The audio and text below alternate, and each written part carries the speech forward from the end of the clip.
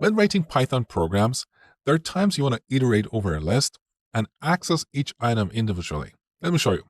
So I'm going to declare a list of numbers, 1, 2, 3, 4, 5.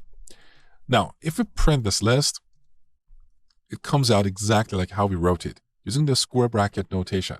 But what if we wanted to print each item on a separate line? That is where we use the for loop. Let me show you. So we're not going to print the entire list. Instead, we're going to type for. Now we declare a variable, which is called a loop variable.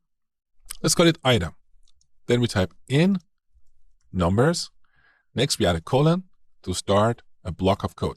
So this is what we call a for loop.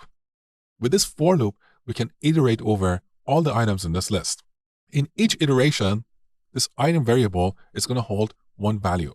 So in the first iteration, item is going to be equal to 1. In the second iteration, it's going to be equal to 2, and so on. So now if we print item and run our program, we see each item on a new line. So this is how we use a for loop. Now we could also achieve the same thing using a while loop, but our code would be a little bit longer. Let me show you.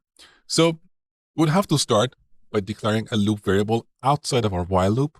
Let's say I, we set it to 0. Now we say while I is less than.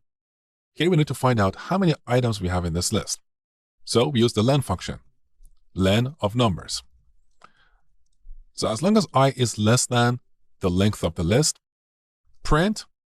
Now we can use the square bracket notation to get the element at this index. So numbers of I.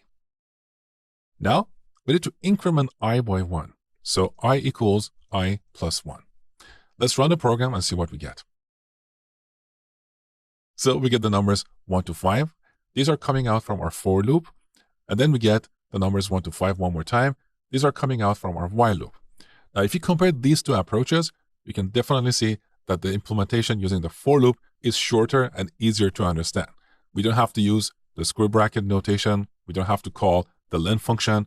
We don't have to declare a variable, a loop variable, and then increment it explicitly. So with the for loop, in each iteration, the item variable will automatically hold one value in this list.